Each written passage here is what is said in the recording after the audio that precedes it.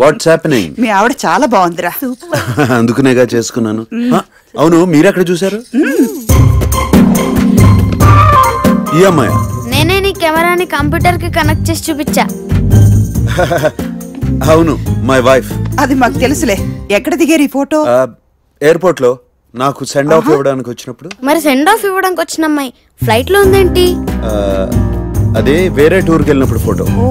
Logic సరిపోయిందా? అదో రోజు ఇదో రోజు అయితే మీరిద్దరు సేమ్ డ్రెస్ లో ఉన్నారేంటి? చెప్పుకో చూద్దాం. చెప్పలేను. నేను చెప్పలేను. అమ్మాయి బాగుంది. ఎవరు? మాకు తెలిసిన వాళ్ళ అమ్మాయి. మీ అల్లుడికి ఇచ్చేద్దామని. మా మతంలో ఏ రిలేషన్షిప్ కి స్థానం లేదు. ఏ మతమో? ఆనంద మతం. ఏంటి మాయా వాళ్ళేదో ఎటకారం చేస్తుంటే? సంధ్య నా భార్యని, నాకు పెళ్ళై 3 ఏళ్ళైందని నీకు తెలీదా? పెళ్లి అనేది పెద్ద ఊబి అని తెలిసి కూడా దిగిపోయావా? చెప్పేది మాయా. ఏంట్రా మామయ్య? పెళ్లి చేసుకుంటే లైఫ్ పనికి రాకుండా పోతుందని చెప్పింది నువ్వు. మాయకి విడాకులు ఇవ్వమని చెప్పింది నువ్వు. అసలు ఈ కాన్సెప్ట్ కనిపెట్టిందే నువ్వు.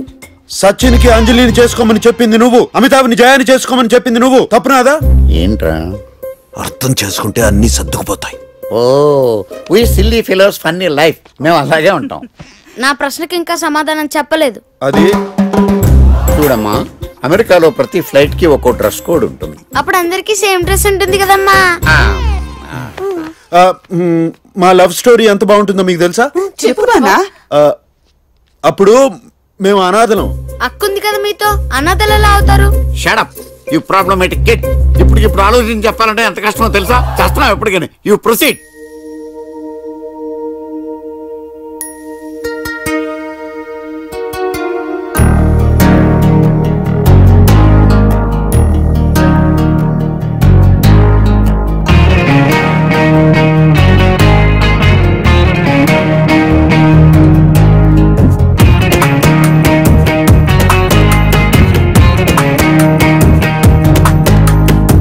ఓనాడు వాషింగ్టన్ లో స్కేటింగ్ చేస్తూ ఉండంగా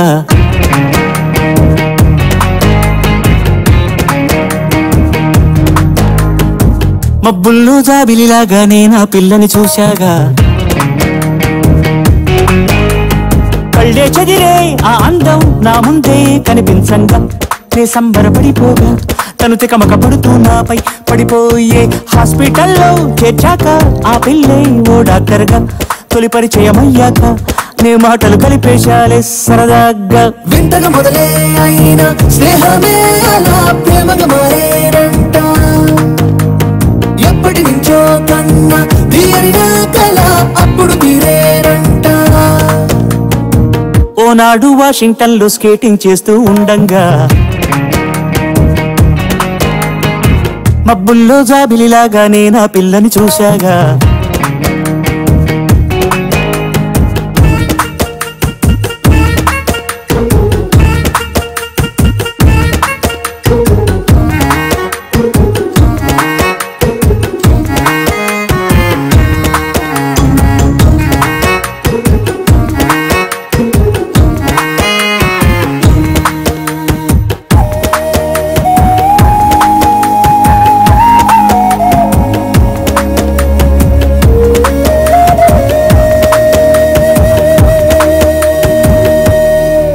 గారి గారి ఈ లవ్ స్టోరీ చివరికి ఎట్టా గెలిచిందో చెబుతావా ఓ బాబా? అదో భారీ సో లాంగ్ స్టోరీ.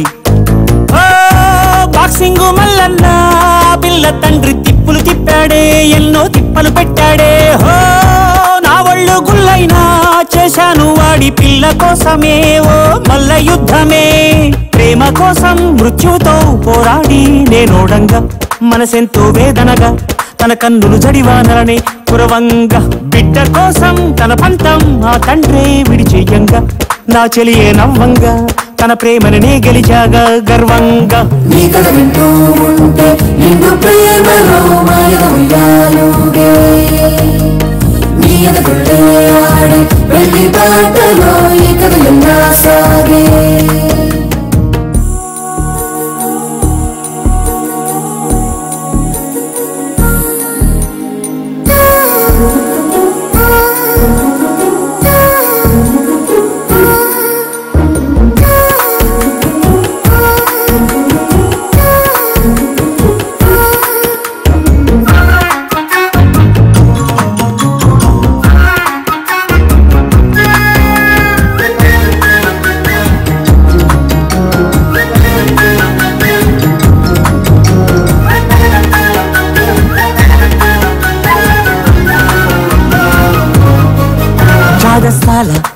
ఆ పిల్ల తల్లి సాంప్రదాయంతో మతిని పోగొట్టే మా తల్లి నన్నే పిలిచి అల్లంటి ఇచ్చి తిరివార బలాల మేలైన జోడి కుదిరినప్పుడే మేళ తాళాలందిలే దీటైన గుర్రాన్నే నేనెక్కి స్వారీ చేసినప్పుడే పెళ్లి లగ్గాలందిలే తోటలు నాటి శీలుడి వేలాడే కత్తే ఇచ్చి నా చేతే పట్టించి నా నడుముకి చెంకి పట్టి కట్టింది పోటా పోటీ ఆ కుస్తీ రంగాన్నే వేదిక చేసి విరిజల్లుల దడిలోని మహసందడిగా మా పెళ్ళి జరిపింది. కాలం కలిసే ఉంటే ఈ కళ్యాణమే ఇక్కడ జరిగుండేది.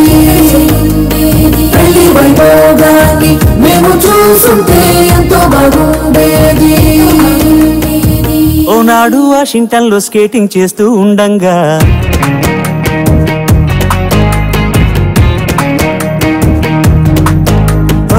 మబ్బుల్లో జావిలిలాగానే నా పిల్లని చూశాగా.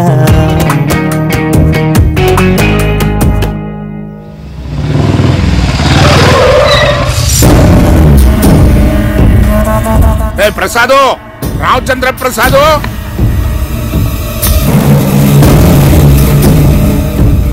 ఏంటి నువ్వేనా అమెరికా నుంచి వచ్చింది?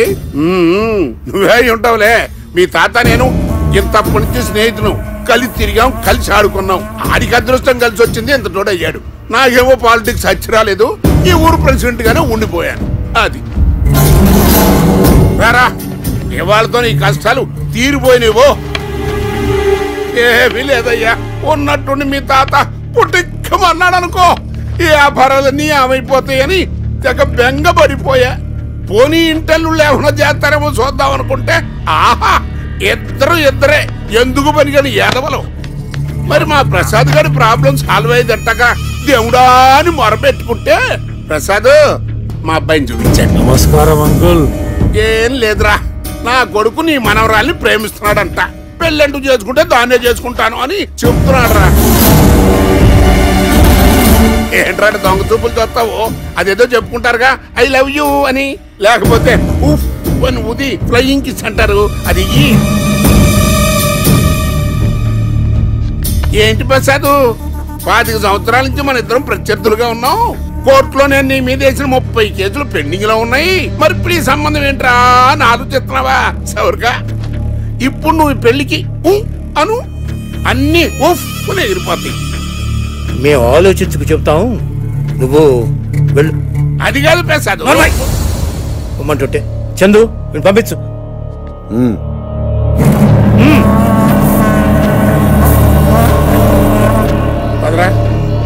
చూడమ్మా, ఇళ్లలో కూర్చుని కంప్యూటర్ మీద ఉద్యోగం చేసుకోవడానికి ఇది అమెరికా కాదు, ఇండియా. ఇక్కడ ఏ పని చేయాలన్నా బయటికి రావాల్సిందే. పైగా ఇదంతా చెరుకు లారీలు తిరిగే ఏరియా.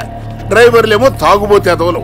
ఎవడన్నా 10,000 కక్కుర్తుపడి మీ ఫ్యామిలీ మొత్తం వచ్చే కారుని గుద్ది పారించాడనుకో చాలా భయంకరంగా ఉంటది. అర్థమైంది అనుకుంటా. మీ తాతకు కూడా అర్థమయ్యేట్టుగా చెప్పు.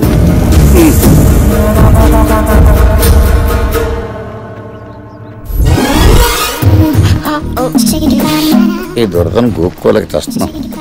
చూడండి, మీరెక్కడో నా మాటలను అపార్థం చేసుకున్నట్టున్నారు. నీ ప్రేమని అర్థం చేసుకోలేకపోతున్నందుకు నాకు బాధగానే ఉంది. కానీ ఏం చెయ్యను, నేనంత చదవలేదు కదా. దీన్ని కూడా అపార్థం చేసుకుందిరా బాబు. చూడండి, నా గురించి మీకు తెలీదు. నాకు ఒక గతం ఉంది. ఆ గతంలో ఎంతో మంది అమ్మాయిలు ఉన్నారు. ఆ అమ్మాయిల గురించి లెక్క పెట్టడం కంటే ఆకాశంలో చుక్కలు లెక్క పెట్టడం easy. Yes, I'm a bad girl. నిజాన్ని దాచి నన్ను మోసం చేయడం ఇష్టం లేకగా మీరు ఇలా చెప్తున్నారు. ఆల్మోస్ట్ అంతే. అంతమంది అమ్మాయిల్ని కాదని మీరు నా గురించి ఆలోచిస్తున్నారంటే మనది జన్మల బంధం అండి. మచ్చ ఉందని ఆ చంద్రుడిని, ఫ్లాష్ బ్యాక్ ఉందని మిమ్మల్ని వదిలేయడానికి నేనే పిచ్చిదాన్ని కాదు. మీ గతం ఏదైనా మీరే నా భవిష్యత్తు. మిమ్మల్ని పెళ్లి చేసుకోవడానికి నేను ఒప్పుకుంటున్నాను. ఈ దురదను ఎలా వదిలించుకోవాలబ్బా. హలో బావా, అక్కొచ్చిందిరా. అక్కెవరు? మీ ఆవిడ వచ్చిందిరా. ఆవిడ సంధ్య వచ్చింది నాన్న, త్వరగా వచ్చాయి. ఈ పాటికి వచ్చేస్తుంటాడులే. అడుగో వీళ్ళేంటండి నన్ను మీ భార్య అంటున్నారు? ఇండియాలో అంతే సంధ్య, వైఫ్ ని భార్య అంటారు.